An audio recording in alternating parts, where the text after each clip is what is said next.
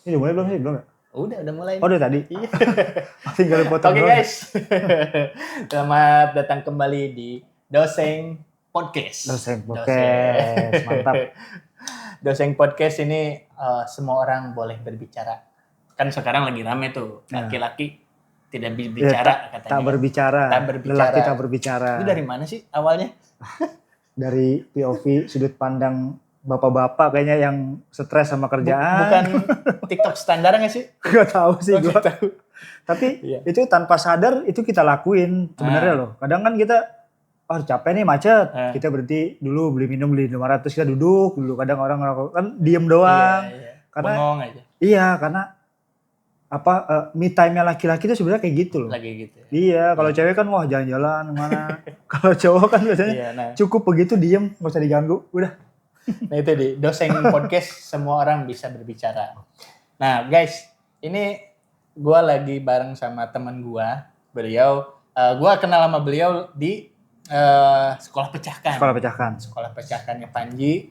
Di situ kita belajar bersama selama 1 semester. Dan kita cukup banyak sharing gitu kan, open mic bareng. Dan oh ya, nah belum kenalin. Namanya Afif Kolbi. Iya. Gimana Pak Afif kabarnya nih? Alhamdulillah baik. Setelah sekian lama ya kita tak berjumpa, soy. Kita berjumpa dan belum saling mengenal lebih dalam. Iya, karena singkat ya, 1 semester itu singkat banget ya. Singkat banget bener. Nah, gue yang belum tahu banyak tentang lu tuh ini sih tadi di belakang kamera kita udah banyak ngobrol gitu. Gue ternyata baru tahu lu tinggalnya juga deket Ciledug, terus kerja sebagai drafter. Oke. Ya sih. Ya masih ya. Oke. Udah. Makasih ya Mbak. Thank you. Nah, bekerja sebagai drafter di perusahaan arsitek. Nyebutnya apa sih, arsitek apa interior design? Perusahaannya konsultan dan kontraktor sih. Oh. Design and build lah ya, lebih tepatnya. Itu sih. Kebetulan lo di bidang drafter interiornya. Dan itu juga sama dengan bidang gua di kontraktor juga. Bedanya gua di bidang mekanikal elektrikal, lo di interior. Yeah. Jadi ketika semua equipment yang gua bangun udah selesai, baru lu masuk. Iya benar-benar. Dulu gitu jatuhnya kan? Sipilnya dulu, baru gua pelaksanaan interiornya. Betul. Dan enggak jarang juga kontraktor interior itu jadi musuhnya ME. Karena lu suka ngeburu-buru. Iya sih. Interior suka ngeburu-buru, pengen cepet-cepet pasang plafon, sedangkan kabel belum dipasang. Gitu nggak sih? Iya, karena timeline, balik lagi ke timeline sih. Betul. Masing-masing punya timeline. Iya benar. Kadang ada kondisi lapangan yang memang nggak memungkinkan untuk secepat itu sebenarnya kan. Iya. Tapi interior juga dituntut gitu sebenarnya. Nah itu irisan yang gua dapet sebelumnya. Ya irisan yang gua dapet ketika ngobrol sama lu itu di di atas airnya lah gitu ya. Tapi setelah tadi ngobrol ke dalamnya lagi, ada kesamaan atau kemiripan pengalaman hidup kita. Itu dari entah kehidupan keluarga, kita sama-sama ditinggal oleh seorang ibu. Iya. Terus juga kita sama-sama people pleaser. Iya benar. Orang nggak enakan gitu kan. Terus sekarang juga lagi mengalami kendala yang sama, lagi goyang di pekerjaan. Antara lagi mau resign atau mau lanjut. Iya benar itu. Ya begitulah bro. Namanya pengalaman hidup ya. Soalnya kalau begitu kita nggak belajar. Iya. Kepusingan itulah yang mengantarkan kita ke dunia stand up. Stand up benar. Karena itu. Bener. Lo juga gitu. Iya. Nah, awal-awalnya apa yang coba ceritain secara detail, dielaborasi lah gitu. Pengalaman lo akhirnya masuk ke sekolah pecahkan tuh langsung atau lo juga sempat masuk ke komunitas dulu atau sempat open mic dulu atau gimana? Enggak, justru gue belum masuk komunitas. Jadi gue tuh dulu tahu stand up tuh zamannya Suci 3. Oh. Babe Cabita. Iya almarhum. Ya. Itu awalnya gue suka ngeliat kok bisa begini ya ternyata lucu gitu. Sementara gue tuh di tongkrongan tuh orangnya banyak omong gitu, maksudnya suka bercanda. Badut tongkrongan lah istilahnya kayak gitu. Cuman memang banyak yang coba ikut stand up gitu. Tapi gue masih yang belum ngerasa berani itu. Juga, gitu kan. Akhirnya sampai pada momen gue kerja di kontraktor itu gue disuruh jadi MC. Itu pertama kali gue pegang mic yang bener-bener gue tuh ngomong di depan orang gitu. Mulai dengan celetukan-celetukan gue gitu. Ya banyak yang terhibur lah intinya gitu segala macam tuh, banyak yang ngedorong gue untuk gue ikut stand up. Nah, akhirnya gue coba buka IG pecahkan tuh. Nah, dulu ada tipis-tipis spek tuh, ya kan? Oh, iya. Nah, itu terakhir TTR 6 kalau nggak salah, gue mau ikut TTR 7 kalau nggak salah. Ternyata mau dibikin sekolah pecahkan, tipis-tipis spek udah nggak ada. Lu taunya tuh dari situ karena mantau Instagramnya. Akhirnya gue ikut Comika pecahkan. Akhirnya gue ikut trial class 4 kali. Baru gue daftar di situ. Dan ternyata sesusah itu. Ngelucu sesusah itu. Lebih susah ngelucu dengan terkonsep, dengan yang gak terkonsep tuh malah bedanya tuh jauh banget. Beda banget. Iya. Justru malah lu ngerasain juga gak sih ketika lu di tongkrongan bisa ngelucu tapi pas tahu teorinya justru malah terbatasi. Iya benar. Lu ngerasa gitu juga? Iya. Karena kayak gitu kayak gimana ya, maksudnya kalau di tongkrongan kita lepas-lepas aja ya. Lu gini. Karena ini benar-benar di konsep banget, kita bikin kita bingung gitu. Oh, ini tuh mesti begini. Ntar baru ada punchline-nya, lu mesti begini. Oh, ternyata ada aturan itu, ternyata tidak selucu itu saya. Awalnya gue yakin saya kalau gue tuh gue bisa nih lucu nih. Lucu. Di mana-mana gue bisa ngelucu. Tapi di stand up gue nggak bisa ngelucu. Mati gue. Beda banget ternyata. Guys, sebelum dilanjut ke ceritanya Habib Kolbi nih, pasti nanti banyak pengalaman yang bisa kita share gitu. Cuman gue mau ngasih tahu nih, kita sekarang lagi podcast di Sinau Cafe di sekitar Green Lake City. Green Lake City. Nanti masuknya Jakbar ya? Ini masuknya Tangerang. Masih Tangerang. Tangerang ya, oke. Apa Green Lake tuh masuknya kayaknya Jakarta Jakbar Barat deh kayaknya. Iya, kalau Green Lake administrasinya udah masuk Jakarta Barat ya. Nah, nanti deskripsi link alamatnya ada di deskripsi ya. Ini juga tuh enak-enak nih. Makanan minumannya. Leci. Apa tadi? Leci, sate leci ya. Ini sate leci. Sate leci. Jarang ada yang jual nih, sate leci. Iya. Nah, kita lanjut lagi nih. Lo juga ngerasain itu ternyata ya, apa yang gue rasain juga lo alami gitu kan. Ketika nyusun materi setup punchline, rule of three kayak gitu-gitu tuh kita kebayang gitu untuk lucunya dapet nih.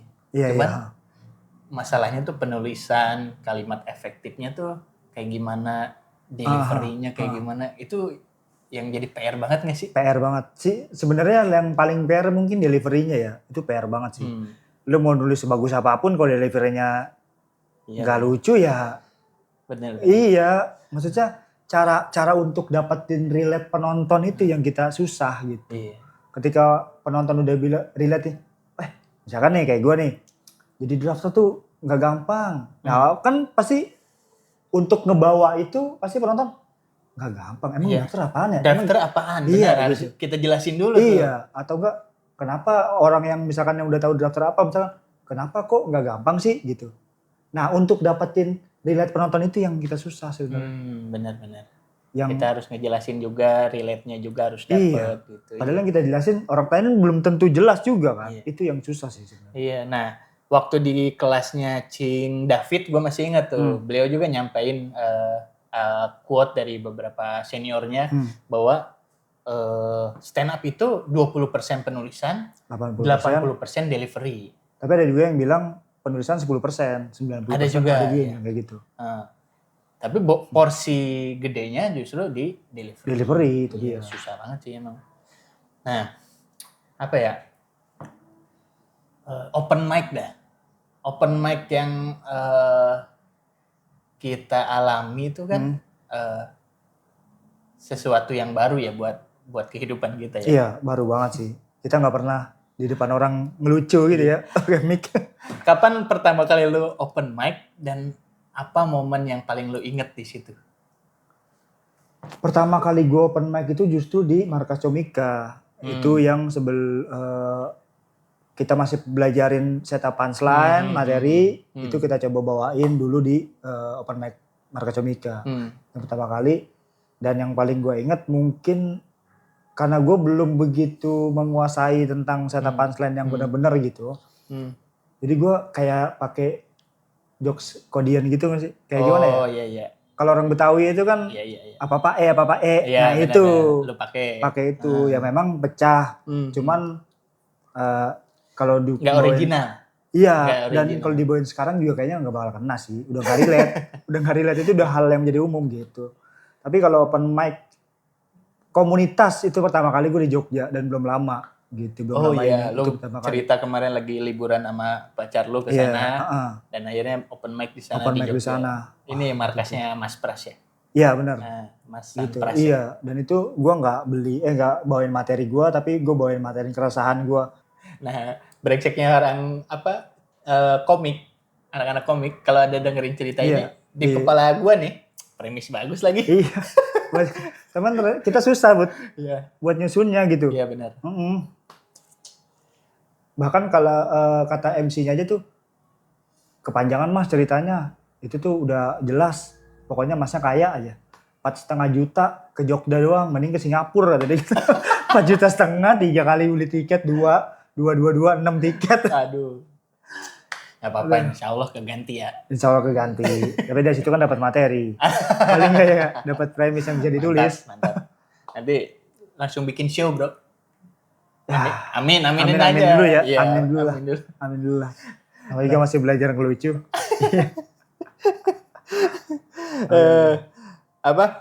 Ini bro. Katakanlah untuk dunia stand up, entah tekniknya, entah berstand up-nya gitu ya. Punchline-nya mungkin berjalannya waktu itu juga kita akan dapat lah ya. Akan dapat pasti. Stand up-nya tuh akan dapat gitu seiring itu juga tergantung konsistennya kita lu gitu ya kan. Gue pengen tanya dari lu tuh ini sih selain stand up-nya apa yang lu dapat dari stand up itu yang berefek banget ke kehidupan pribadi lu, kehidupan sehari-hari lu gitu kan, yang sebelumnya seperti apa, sekarang ada nggak yang berasa berubah gitu? Contohnya yang kayak gua gitu ya, kalau yang gua rasain itu, selain stand up-nya, dari gua belajar stand up ini, justru gua belajar beberapa hal yang sangat basic. Minimalnya gua jadi belajar lagi bahasa Indonesia. Penerapan hiperbola seperti apa, majas dan lain sebagainya. Itu basic banget kan harusnya kan. Kita belajar dari SD kayak gitu kan. Berasa belajar lagi sekarang tuh gitu kan. Terus juga ada beberapa hal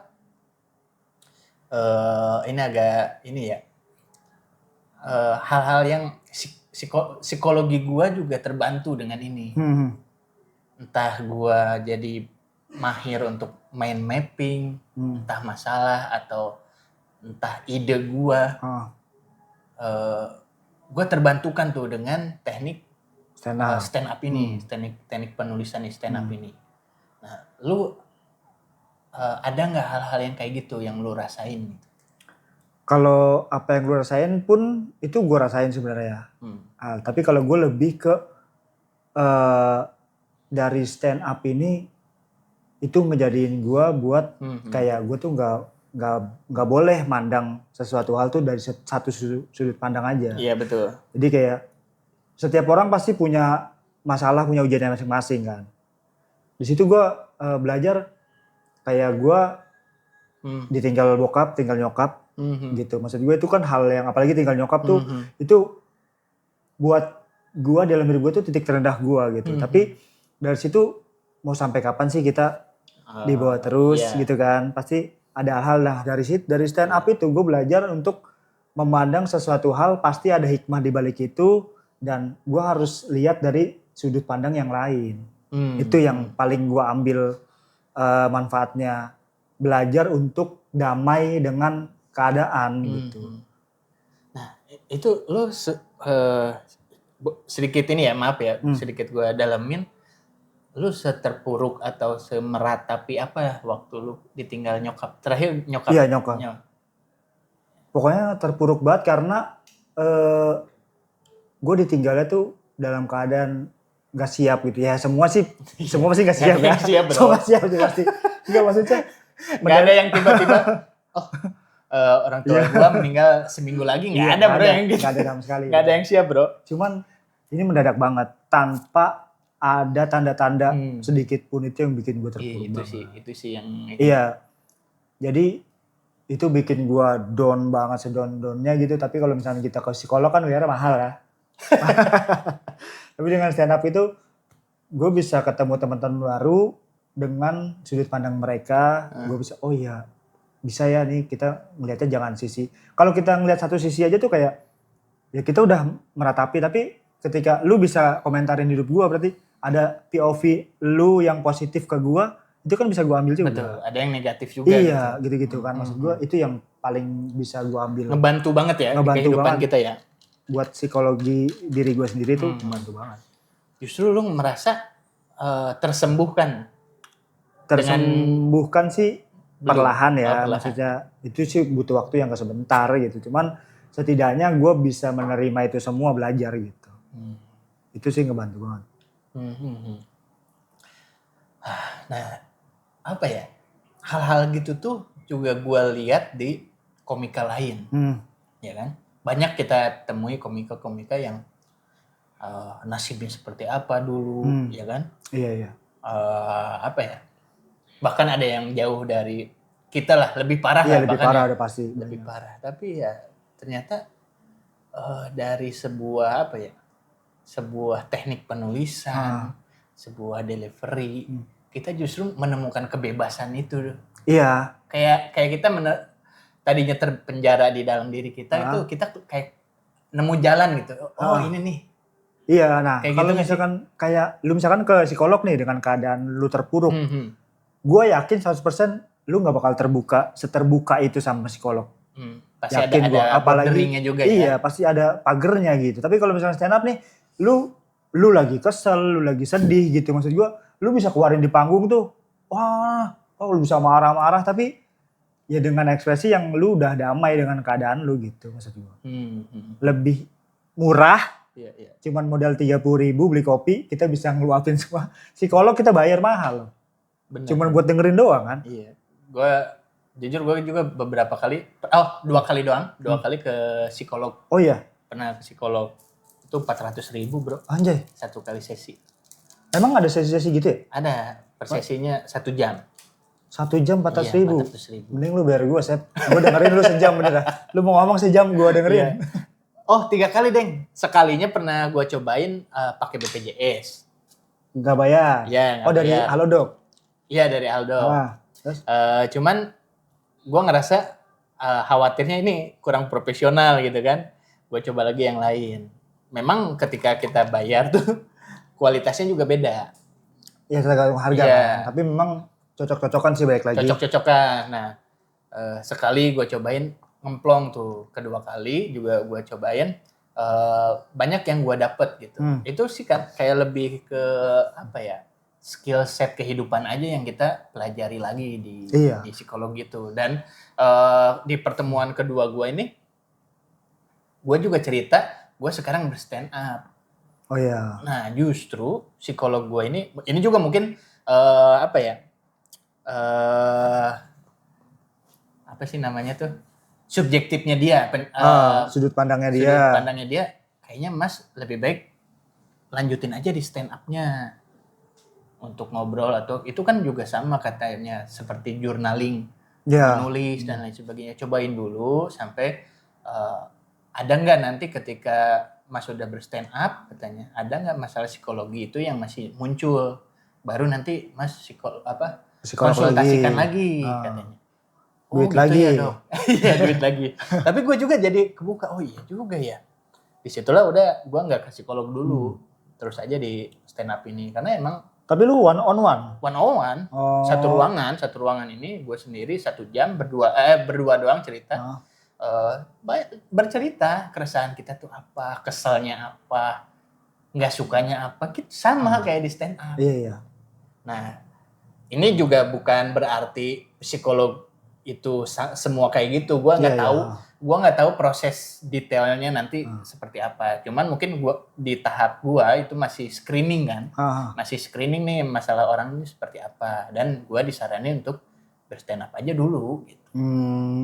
Karena mungkin itu ya apa? Karena laki-laki nggak pernah bercerita, akhirnya bercerita gitu. Iya. Tapi sebenarnya tuh pada dasarnya orang curhat itu sebenarnya nggak butuh solusi. Iya, menurut gua. Lagi. Ketika orang curhat tuh dia cuma pengen didengar gitu. Lu ke psikolog tuh ya lu cuma pengen, kalau lu cerita ke temen lu pasti lu mau masih mending gitu, pasti tuh. Gue paling kesel banget tuh. Gua nih gini. Jadi adu nasib. Itu benci banget gua kayak gitu. Padahal cuma pengen didengar. Memang kalau kita cerita lu dengerin, memang tuh nggak ngatasin masalah gua, tapi setidaknya bikin kita agak tenangan dikit gitu. Coba lu cerita ke bini lu, wah masih gitu. Nah, kan ente bentar lagi nikah lah. Ya, insya Allah. Kapan rencana? Tahun depan kalau bisa sih ya. Amin. Kalau ada rezekinya. Nah, nanti kalau udah nikah kita bercerita lagi di sini pasti. Bukan di Indomaret ya? Jangan. Nah, balik lagi nih ke stand up. Yang teknik stand up ini berpengaruh ke kehidupan lo ya. Tadi kan case-nya ketika lu terpuruk karena ibu lu meninggal gitu kan, almarhum ibu meninggal. Ada lagi nggak case yang akhirnya lu bisa keluar dari zona terpuruk lu karena stand up? Selain yang tadi ya, ada lagi nggak? Apa ya? Gue ini kan orangnya emang suka ngomong ya, masih suka ngomong gitu. Ngobrol lah gitu. Suka ngobrol, orang suka ngobrol gitu. Dan gue didapuk menjadi MC selama gue kerja di kontraktor itu. Di situ gue makin terpacu sih kayaknya ini jalan gue dah gitu. Kayak ya walaupun memang nantinya entah gue jadi stand up comedian atau jadi MC atau apa gitu. Dan itu hal yang menarik buat gue. Jadi itu sih yang paling gue, wah ini emang jalannya nih, kayaknya gue mesti coba ini. Capek bro, kerja sama orang mulu. Capek gitu. Menarik. Terus? Lu kerja sama orang, lu pagi mesti bangun, berangkat, pulang sore. Belum lagi lembur, tapi nggak gitu dihargain gitu sama perusahaan. Itu yang bikin gue kayaknya jalan gue bakal terbuka di wirausaha sendirilah gitu ya. Iya gitu. Capek gue asli kerja sama orang. Nah, akhirnya lu itu tuh terbuka karena stand up atau karena apa? Atau karena ngelihat orang lain di open mic atau ngobrol sama orang lain, oh kayaknya bener juga ya, capek juga kerja mulu sama orang. Karena itu apa? Enggak sih, gue mikir aja gitu kalau kayaknya stand up asik buat gue karena gue bebas untuk berkreasi. Walaupun gue belum pinter-pinter amat nulis tapi setidaknya itu ada jalan, ada membuka jalan gitu ya. untuk ke arah situ. Apalagi tujuan gue tuh sebenarnya gue dan pasangan gue tuh lagi di tahap ngerintis nih. Pasangan gue lagi ngerintis jadi content creator. Dan gue lagi ngerintis jadi stand up. Nah niatnya memang gue kalau memang udah jalannya dan udah bisa konsisten, gue fokus di dua itu aja, gue berdua gitu. Gue gak kerja sama orang gitu. Sorry, Pajar lu content creator juga ya? Content creator, cuman dia beauty influencer. Oh iya. Nanti kita tampilin profilnya. Kalau perlu. Ya. Lu akhirnya melihat kesempatan untuk diri lu sendiri gitu ya, untuk berkembang lebih jauh ya. Gue juga menariknya gini. Gue mau konfirmasi dulu juga. Fase-fase umur 30-an itu fase-fase males. untuk kerja sama orang gak sih menurut lu? Iya. Rata-rata gitu gak sih? Iya kayaknya sih. Gue ngerasain itu sih. Orang-orang juga kayaknya di umur-umur 30-an tuh setelah dia bekerja ya. Entah ada yang 10 tahun bekerja akhirnya berwirausaha, entah dagang, entah bikin perusahaan baru lagi gitu kan. Entah bahkan ada yang sampai dia pulang ke rumah apa ke kampungnya dagang biasa aja, kelontongan gitu aja gitu. Yang dimana ninggalin semua apa ya privilege dia di kota gitu kan, yang tadinya kerja bulanan tuh gaji tetap gitu kan. Tapi dia justru malah milih kebebasan itu ya. Iya. Kebebasan waktu. Pada dasarnya tuh manusia tuh pengennya bebas sih intinya. Iya pengennya bebas. Cuman selama kita di dunia ya kita nggak bisa bebas juga. Bebas nanti di akhirat. Sebelum lanjut gue harus mastiin kamera gue dulu. Oke. Aman. Gue takutnya memorinya nggak cukup. Iya. Apa pada dasarnya manusia itu pengennya bebas sih. Bebas. Benar. Apalagi laki-laki mana mau sih diatur. Ya nggak? Bener. Semua orang pasti ada sisi egonya. Ada egonya. Pasti dan kayak males diatur gitu. Apalagi Gen Z sekarang tuh Gen Z. Kalau kayak kita nih masih bisa mikir, oh ya udah kita kerja gini-gini. Kita udah apalagi umur 30 kita udah nggak kerja tuh nggak mikirin soal passion lagi gitu. Tapi ya udah yang penting kita kerja berpenghasilan tetap. Tetap berpenghasilan gitu ya. Iya, kalau yang sekarang kan wih, gaya banget anak-anak sekarang. Iya. Enggak cocok sedikit resign. Iya. Kalau kita kan perkara yang penting kan kita punya megang duit gitu tiap bulan. Diomelin bos sedikit ke psikolog. Itu dia. Makanya gue tuh pengennya bebas, gue nggak mau kerja sama orang. Nah, kalau kayak gitu apa ya? Dari apa ya? Tadi lu dapat kebebasan itu setelah stand up gitu. Lu dapat apa ya? Pandangan lu bisa bebas nih ya dari stand up. Pandangan lu, gue pengen tahu nih kira-kira nih kalau kita bisa berandai-andai, ketika lu sekarang setelah punya pandangan baru, gue pengen tahu 5 tahun lagi tuh lu kayaknya bisa apa? Sama kalau misalkan lu nggak berstand up gitu, lu 5 tahun lagi seperti apa? Kalau gue sih, ini mah hayalan aja. Ya. Goals gue sih memang dari awal gue pengen jadi komika. Itu. Jadi 5 tahun ke depan gue bisa pastiin sih gue jadi komika. Komika nasional lah. Amin. Investasi dulu aja ya. Ya abang-abang ya, mohon maaf ya abang-abang. Karena emang impian aja. Karena emang harus yakin saya modalnya. Kalau lu nggak yakin, ya Tuhan juga nggak bakal ngabulin. Benar. Lu mau doa kayaknya kalau lu nggak yakin nggak bakal ngabulin. Yang penting yakin dulu aja kalau kita masih punya Tuhan gitu aja. Oke, itu berandai-andainya ya. Iya. Ya insya Allah lah tercapai kalau insya Allah. Konsisten aja kita. Kalau misalkan lu nggak nemu stand up ini 5 tahun ke depan dari sekarang tuh lu kira-kira kayak gimana atau kayaknya gue ini gue kadang tuh kalau lagi bengong gitu suka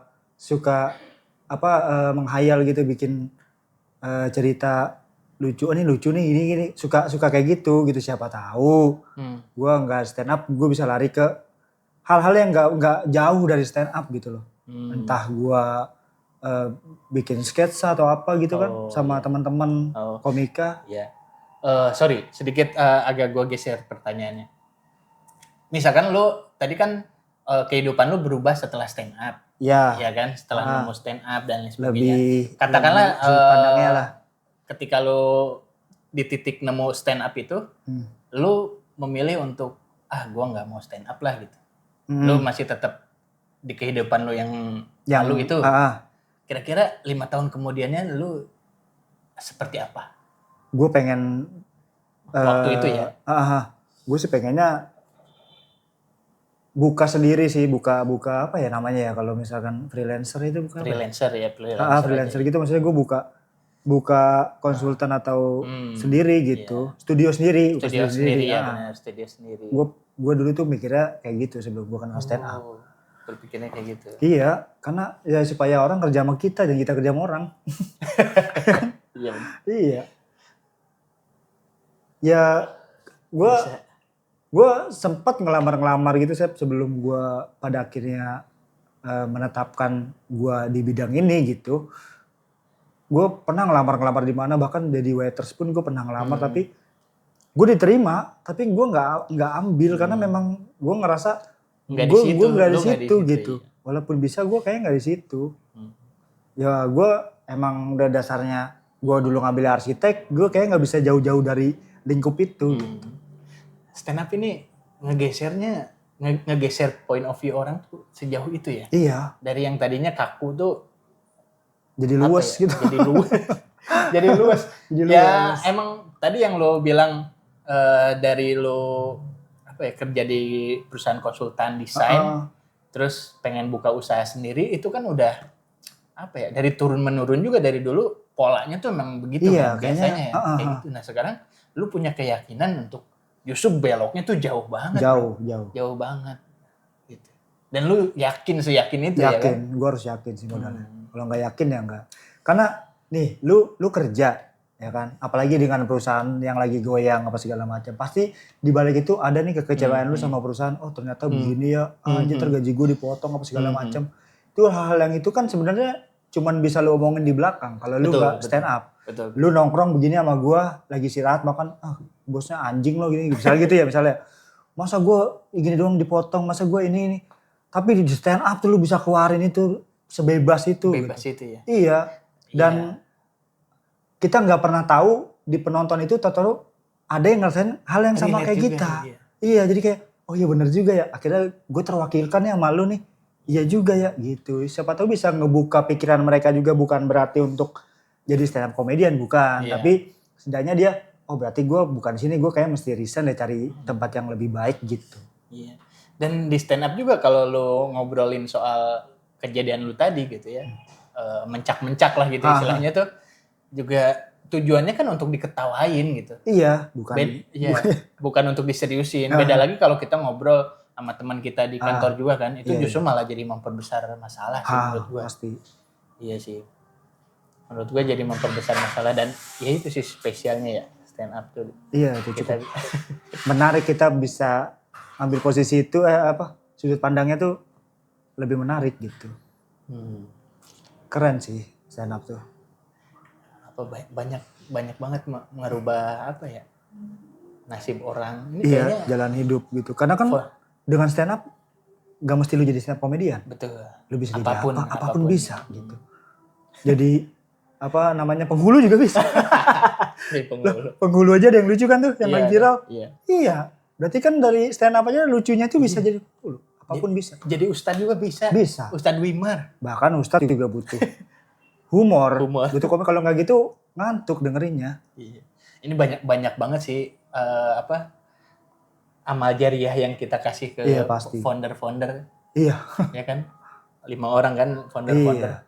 Tapi masalahnya Ko Ernest dapat ini nggak Dapat pasti. Amal jariah dapat nggak? Pasti dapat. Walaupun beda server.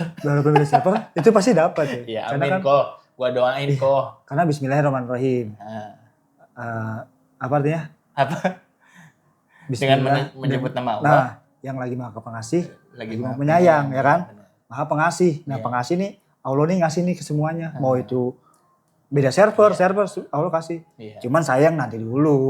Kita beda server. Sayangnya dari mana dulu gitu. Keren banget sih founder. Respect sama founder. Keren. Kalau nggak ada mereka ya belum tentu kita bisa. Kan dulu kan orang mikirnya, stand up musiman. Tapi bisa bertahan sampai 14 tahun. Berarti kan bukan musiman. Bukan. Iya. Bahkan menguasai industri bro. Semuanya apa-apa stand up. Nggak di kantor, nggak di mana, pasti butuh stand up.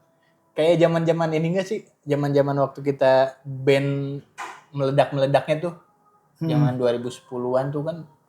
Iya banyak. Tahun 2000-an lah. Tahun 2000-an sampai 2010 tuh band lagi muncak-muncaknya. Nah, kayaknya ini juga hype-nya kayak gitu sih. Kayak makanya banyak banget stand up comedian. Sampai 25.000 lebih. Ya kemarin aja kita lihat nonton di Stand up fest. Stand up fest. Stand up fest Segitu itu banyak segitu banyak. komika yang datang di sana. Ya, mudah-mudahan ya kita bisa ada di posisi stand up mereka fest. gitu. Amin. Karena pasti regenerasi ya. Nggak, yang hampir nggak itu aja. Iya. Tergantung konsisten sih, baik lagi ya. Konsisten nulis materi dan konsisten open mic. Iya. Kalau nggak open mic, ya mana Nah, tahu. buat apa? Iya. Lu belajar stand up sampai ya ini untuk orang-orang pecahkan ya. Lu buat apa lu belajar sampai 1 tahun tapi nggak open mic, nggak stand up gitu. Iya. Ya buat Ya apa? mungkin gitu. memang ada yang sudut pandang lain buat dia Ya, presentasi mungkin di ya. kerjaan Ya. atau apa segala macam itu jadi ilmu juga buat Ya, dia. mungkin gua salah mungkin ya. Iya. Lu juga nggak boleh menjudge gitu saya. Oh iya. Iya. Boleh bebas. Iya bebas. Semua masing-masing punya tujuan. Nah, Mas Apip nih, kita udah ada di penghujung sesi nih Oke. obrolan. Dari apa ya? Katanya setahun terakhir ini lo ya berstand up gitu kan. Apa yang paling pengen lu sampaikan ke masyarakat umum atau boleh khusus juga entah ke keluarga lu, entar ke keturunan lu gitu. Dari pengalaman lu ini tuh apa yang pengen lu kasih ke mereka? Dari gue sih kita tuh jangan pernah memandang sesuatu hal apapun itu, mau itu positif mau negatif dari satu sisi aja. Tapi kita juga harus melihat dari sisi yang lain. Karena kan kita jalani hidup tuh bukan cuma dari sisi kita aja. Tapi dari sisi orang lain kayak gimana. Kayak kita misalkan buat baik sama orang, mungkin dari kitanya, oh kita baik nih buat baik sama orang. Tapi kan dari sisi sudut pandang orang lain kan beda kadang. Wah ini baiknya ada maunya doang nih. Atau lu baiknya sama orang yang salah. Berarti kan ada beda prinsip tuh, beda sudut pandang. Nah itu ya kita nyikapin masalah ya kalau bisa jangan dari sisi kita doang. Karena semua masalah apapun itu pasti udah ada. Solusi. Tertulis, ya pasti udah ada solusi, nggak mungkin nggak ada. Tergantung kita gimana kita nyikapinnya aja. Nyikapinnya. Kalau lu kayak gue nyikapinnya, gue tuh apa sih gini nih sebenarnya nih. 2017 bokap gue meninggal, ya kan? Bokap gue meninggal. Sebelum bokap gue meninggal, abang gue di penjara. Jadi ada abang lo yang pertama? Yang pertama, abang gue di penjara, selang sebulan 2 bulan bokap gue meninggal. Itu 2018 itu nenek gue meninggal. 2019 nyokap gue meninggal. Ya Allah. 2020 itu pak adek gue meninggal. 2021 om gue meninggal. Ya Allah. Jadi beruntut banget ya? Iya, dari 2016. Sebenarnya awalnya 2016 tuh kakek gue yang meninggal. Jadi dari 2016, 2017 sampai 2021. Itu orang-orang terdekat lu semua ya? Terdekat semua. Jadi kalau gue mau nyikapin dengan satu sudut pandang gue aja, ya gue bunuh diri kali gue nyerah gitu maksud gue. Sekarang terpuruk banget lah ya. Iya, maksud gue lu mau ngejar apa lagi sih? Sekarang orang-orang yang udah lu berekspektasi nih, kayak gue lah misalkan gue yang lu ikutin lah gitu ya. Iya, lu mau misalkan merit, terus lu ekspektasinya, gue mau bikin orang tua gue seneng nih. Lu kerja yang bener, lu bisa kuliah lulus, lu bikin orang tua seneng. Itu kan hal yang kita pengen sebenarnya. Tapi kalau misalkan kita belum dapetin itu, tapi kita udah ditinggal kan kita berat banget Sep.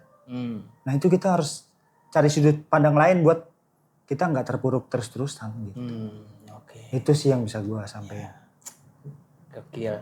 Jadi intinya yang Mas Apip sampein tuh ketika kita stuck terpuruk, kita tuh jangan mandang ke satu sudut aja ya. Iya. Nengok lah. Iya. Kanan, kiri, depan, belakang. Karena setiap orang punya ujiannya masing-masing. Betul. Ya seperti orang tersesat lah ya. Iya.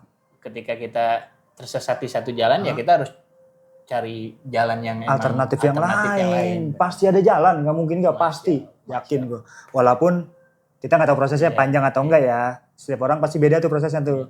Tergantung. Tapi yang penting yakin Mas. Itu janji Allah ya. Iya udah pasti. Di balik kesulitan pasti ada kemudahan. Pasti ada kemudahan. Nggak mungkin. Mas Apip. Keren. Thank you Mas Apip. Sip. Sukses terus untuk stand up-nya. Sama-sama. Nanti gue undang lagi di Doseng Podcast. Oh pasti itu harus sih. Siapa tahu udah terkenal ya. Iya amin. Kesini lagi lu udah gue harapin udah lebih baik lah intinya. Ini promo Special spesial show. show. Amin. Amin. Amin. Oke. Thank you, bye. Oke. Bye bye. See you, Bye. bro.